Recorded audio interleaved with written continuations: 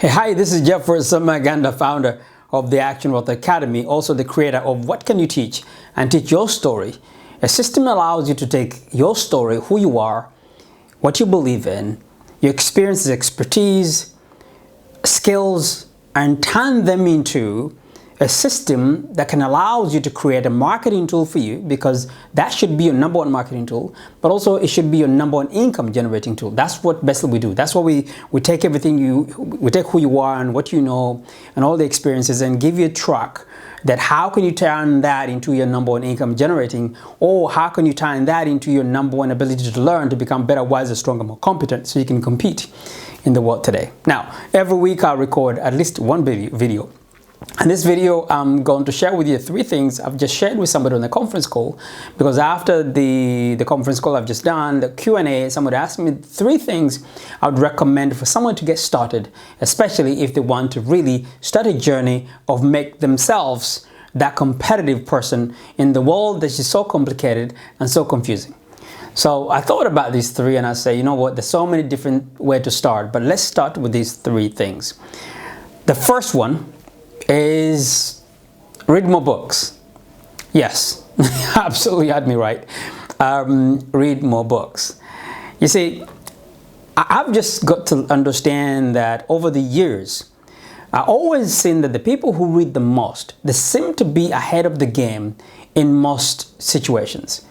You see, when I came here in the 90s, I used to go to so many seminars. I really became a personal development junkie. I was reading a book a week at least. I was competing with other people to see how many books we read. We formed a book club and we share ideas. And I started to get involved in this speaking on shared knowledge and expertise and experiences. And I did learn in those days, I mean in the 90s, that in most homes, they used to be worth $1 million and above, £1 million and above in those days.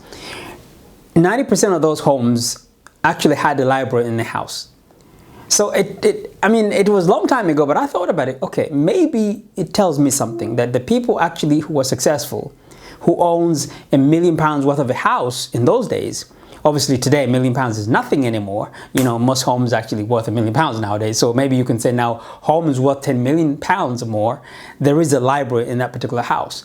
It's actually true. It was true. And that 90% of those houses, there's a library in the house. Even the guy who actually didn't go to school, they bought books, those encyclopedias, the wall books, just to be there, maybe their kids, or to look that they're smart. But there was something about reading books since then that I understood, and books became my number one, solution provider. You see, you're in charge of your life. You're the boss of your own life. Nobody should tell you what to do. You are the one to solve it.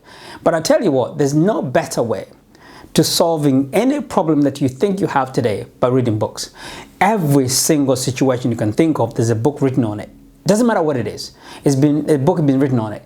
And one of the reasons I encourage most people, I encourage you, that you should write your own book, because you know something someone else doesn't know. You've been through experiences, solve certain problems that you take for granted, but someone else out there going through the same thing that needs your help. So when you solve a problem for someone else and you document it, that book will be there forever to solve someone else's challenges. Now, also when you're writing for yourself, you seem to be interested to see how other people approach the same subject. So you learn from the best in order for you to become the expert in your field.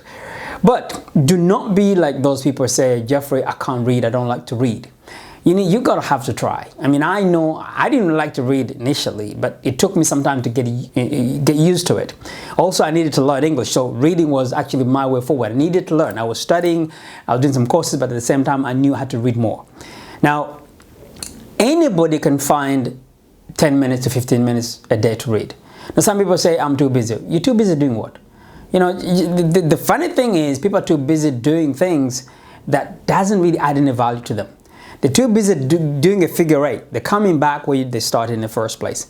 You can find at least 15 minutes a day to read, 10 to 15 minutes. If you read 10 to 15 minutes a day, and I'm talking about 15 minutes a day, for 30 days, you finish a book, which basically means you can read 12 books on that particular subject that you're interested in in the entire year. You basically will change who you are just because you managed to put 12 books on one specific subject. The key is to pick one subject. You can't read for the heck of reading. Pick one subject and read one book a month on that particular subject. And I can guarantee you within 1 year, you're way ahead 90% of the population, because 12 books, an average person reads one book a year. And you know what that book is? Most people nowadays, Facebook. Okay, so they don't learn anything. The average women read more than men. So usually the average woman read 2 to 3 books a year. The average man reads 1 book a year. Now, because of social media, people don't even read anymore. So if you read 12 books, you've just done what people won't do in 5 years. So you're ahead of most people. So really understand that it's not how much time you're going to have to read, but be consistent. Just find 10 to 15 minutes. Half an hour is the best every day. You can turn off the TV and go in your bed and read that book. And don't tell me the books are expensive to buy. You see, the books are available online and offline. And by the way, how much is the library card if you live in the West? Of course, if you live in developing countries, you might not have a library you can access, but try to find books, the secondhand books, the books that are everywhere. You can find a way. But if you lived in the Western market, how much is the library card? How much is to get a card, the library card?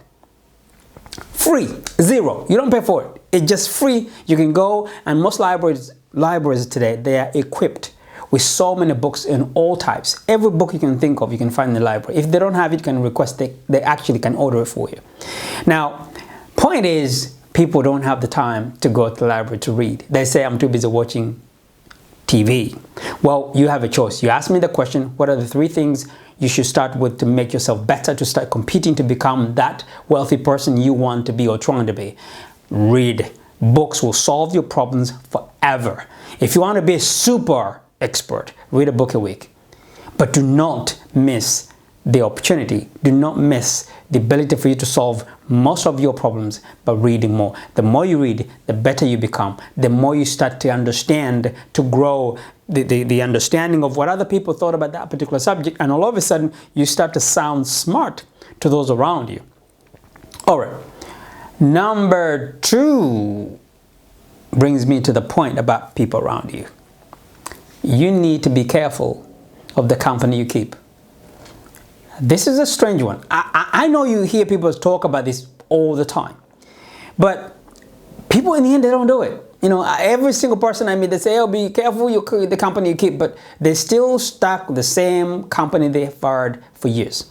Listen, if you look at your friends and the same friends you've had for many, many years and nothing has changed, you're not growing. You are dying with them. You see, it's one of those things that the 5 people, I mean, who say this? I mean, years ago, when I was like 19 years old, I had some guy said, you show me the 5 people you spend the most time with, and I show you exactly who you are. If they're broke, you're broke. If they're successful, you're successful. And I remember going back to my home. I was staying in 1 bedroom, and I said, you know what? I'm kicking my friends out. I'm kicking everybody who does not contribute to what I'm doing out. And it's not a good thing to do. I'm not saying do that, but because I lived in a country on my own, didn't have my families here, I was just on my own, I had a choice to choose who is going to be my friend, who is not going to be my friend.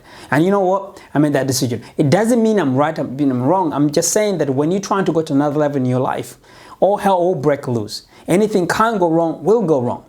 But what you don't want is the people will actually help you to actually give up on your dreams.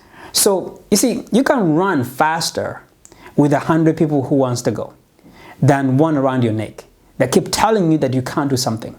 So be careful of the company you keep. You see, we teach people, and we have seminars and workshops and conference calls that we do all the time. And we also work with the young people as well as business owners and experts. I mean, we've assisted more than 250 experts in more than 15 different countries to publish their program, to write books, create coaching programs. But what really fascinates me that most of these people sometimes, it doesn't matter what you say, they just can't get it. Sometimes you just need to move away, stay away from some of these people. It doesn't mean you have to get rid of your family member. It doesn't mean you have to divorce your wife or your husband. I'm just saying, just be careful, be aware that the contribution those people are making to your life is a good one. But also, don't ask the contribution they're making to your life if you're not making any contribution to their lives. You see, if you're not growing and you just there say, what are you adding to my life, but you're not adding to their life, that's the reason why they're with you. But if you're adding value to their life, I can guarantee you they either walk away from you, they say, oh, I can't deal with this guy anymore, he's too sharp, he's too smart, they think he knows all, or they'll actually up their games themselves. You see, the people around you, attract them. We're all exactly the same. We attract the people who are like us. There are certain people who basically cannot be my friends because they couldn't stomach me. They could not stay with me for more than a day because of the way I am. So there are people out there that can stomach you, they can stay with you because you're exactly like them. So by standing there and say, oh, by the way, you know, I'm better than them, no, it doesn't work. You just need to be careful that you might actually be exactly like them. So you need to be able to contribute to their development. And the last thing is have higher goals. Up your game. Have some standards. This is crazy. People all the time, they say, oh, I want to be this, I want to be that. You look at them and nothing is changing. They have not challenged themselves enough to grow. They have not increased and improved and set higher standards for themselves. That's why you tend to find that the person who they say they want to be and what they do are completely two different things.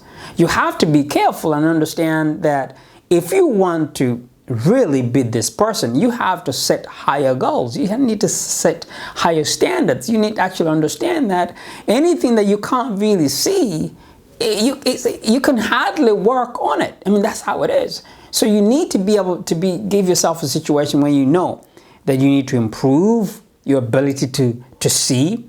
You need to be clear and write down the things you want to do.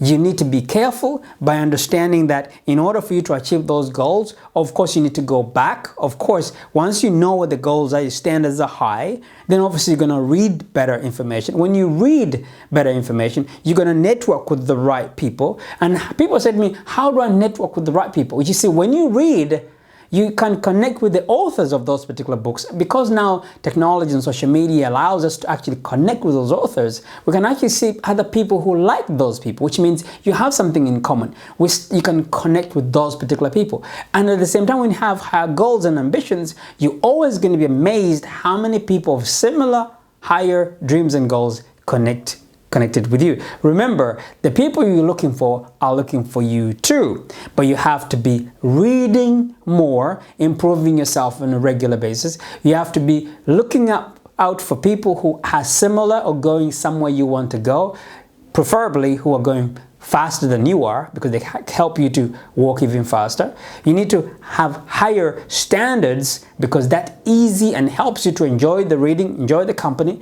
And when you aim higher, it becomes much easier. All the challenges that you face most of the time, you don't actually feel them because your dream, your goal, your purpose is much, much bigger. There's so many things we need to cover, you can talk about, but if you have any question, you're always more than welcome to inbox me, email me. But for now, those are my 3 points. Read more, choose the right company, and set higher standards. Until next time, God bless. Take care. Bye for now.